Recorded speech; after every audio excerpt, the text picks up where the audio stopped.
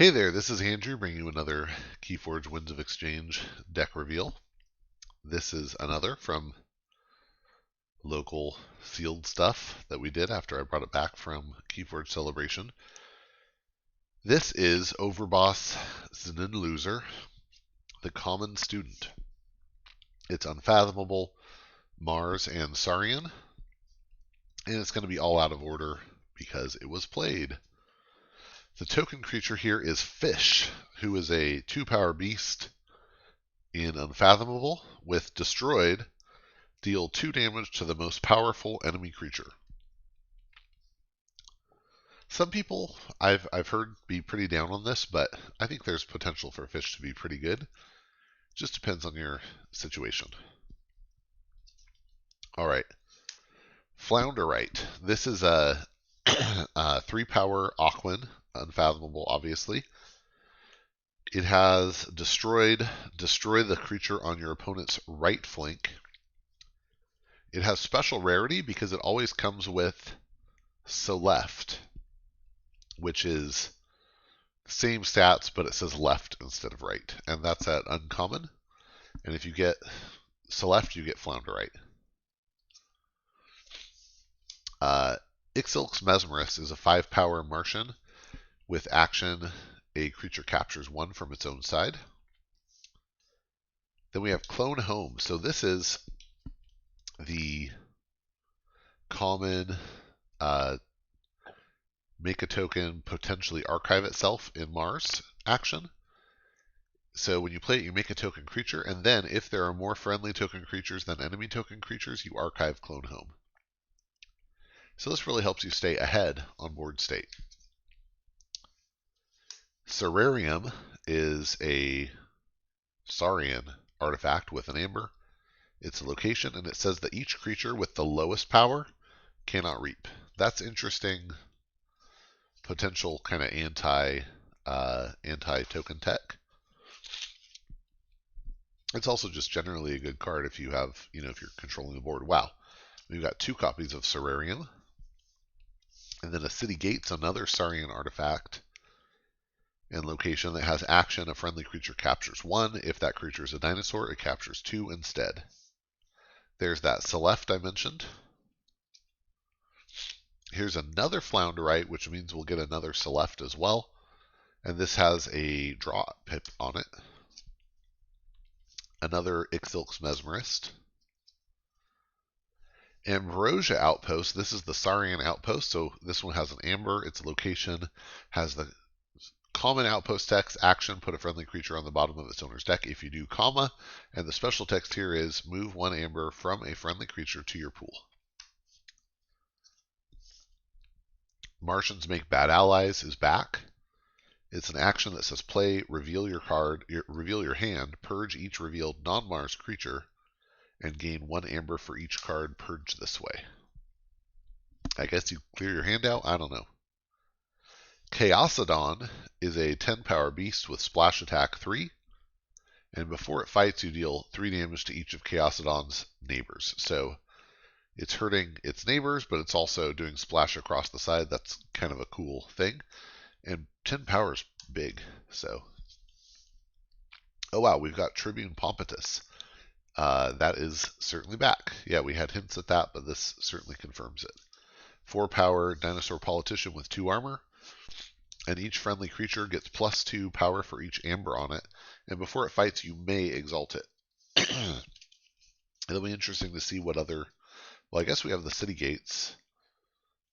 Capturing Ambrosia Outpost puts amber... takes amber off creatures.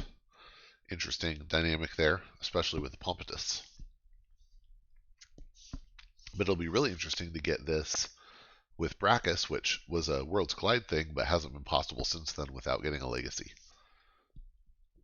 Okay, Mothership Support is an action with an amber. When you play it, for each friendly ready Mars creature, you deal 2 damage to a creature. We saw Ironic's Propaganda in the last deck. It's an upgrade with an amber that gives a creature after fight or after reap, make a token creature. Airlock is a Mars artifact. It's a location and it has action. Discard a non-Mars card from your hand. If you do, draw a card. That's not bad. Ironic's Rebel is a 2-power. Just keep in mind, said this many times, but it goes. It's worth repeating. Anytime you're discarding a card, you're discarding the worst card that you have. So usually, anything that lets you discard is actually helping you get to better cards. Okay. Ironic's Rebel is a 2-power Martian Ironics with deploy, and after you play it, you ready each of its Mars neighbors. That's really good with the Mesmerists. So far, we haven't seen other Mars creatures, and creatures like this with good play effects are good targets for Outposts to tuck back under the deck. Stir Crazy is an action with an amber. It's from Unfathomable, and when you play it, each ready creature captures 1 amber from its opponent. We have a Xanthix Harvester, 3-power beast, that can't be used while it has a non-Mars neighbor, but after you reap with it, it gains an extra amber. That's very good. Oh, wow, I did not realize Orator Hissaro is back. That is cool. Orator Hissaro is a 3-power dinosaur politician with deploy, and after you play it, you ready and exalt each of its neighbors. And for the remainder of the turn, they belong to House Saurian. And wow, with Pompitus on the board, they get big too. And this is also a good Outpost target. We have Hedonistic Intent. It's an action with an amber in Saurian that says play exalt each flank creature. Wow, and then for some serious board control, we have Maelstrom. It is back from Dark Tidings. It's an unfathomable action that says play, put each creature on top of its owner's deck in a random order, gain 2 chains. Recruit is the Saurian make a token, maybe archive. When you play it, you make a token creature. If you exalted a friendly creature this turn, you archive Recruit. Praetor Marius is a 5-power dinosaur politician that says after it reaps, for each exhausted creature to Praetor Marius's left, capture 1 amber. Oh yeah, Dexterous is the one that that cares about the stuff on the right, I guess. I have not seen that in this deck. Marius cares about stuff on the left. That's so funny. But I think Dexterous is a 3-power? Weird. We've got a Red Planet Ray Gun.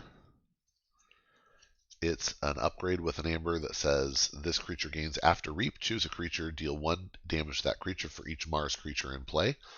That's really fun with the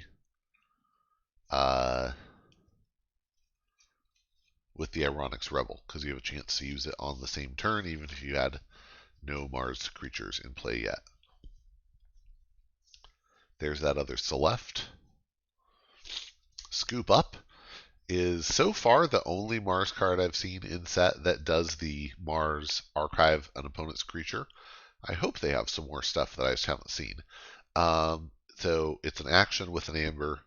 When you play it, you put a friendly non-Mars creature and an enemy non-Mars creature into your archives. If the enemy creature leaves the archives, it goes to its owner's hand instead. Another Maelstrom.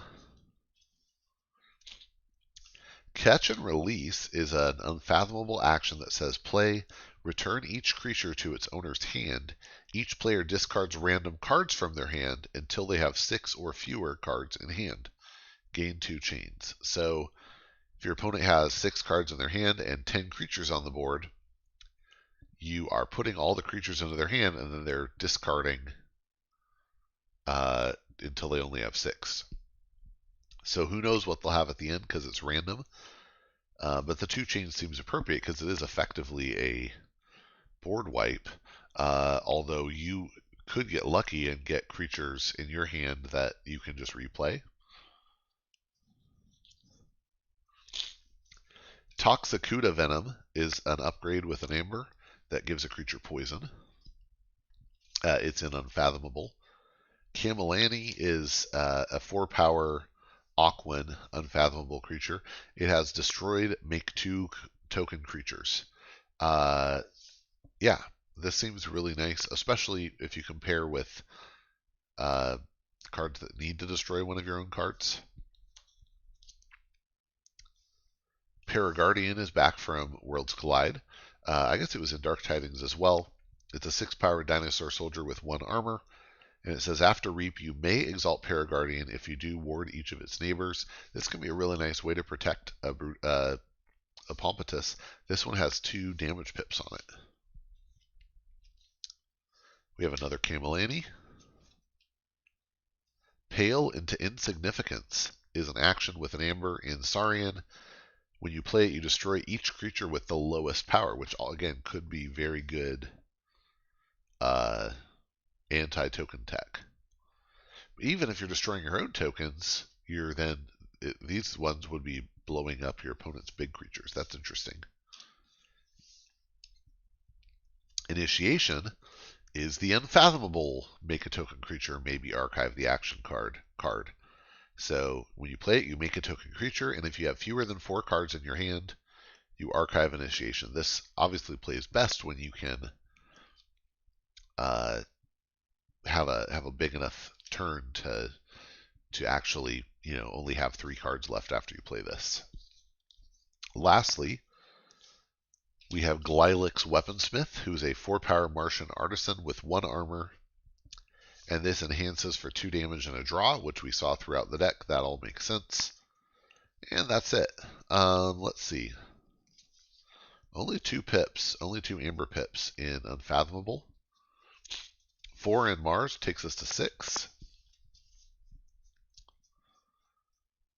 5 in Saurian brings us to 11. So that's not too bad. And there's interesting synergy with the Pompitus, the Hissaro.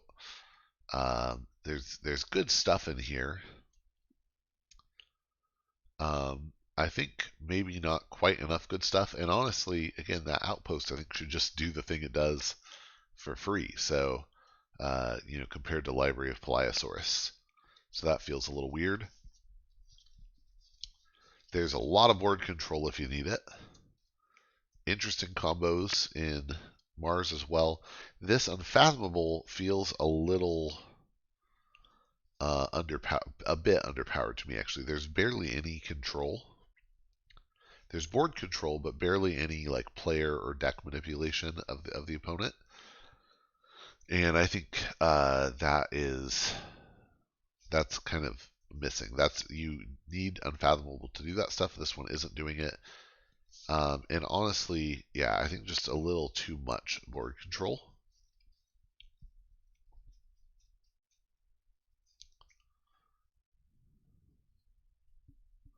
Ideally, I think I'd rather have my board control in these other houses and have Unfathomable doing player control stuff. Fish is interesting, though. Like that one. Interested to give this one a play, see how it goes. Anyway, once again, that was Overboss, Znunloser, the Common Student. Hope you enjoyed, that you'll tune in for the rest of these, and that you'll get out there and forge some keys.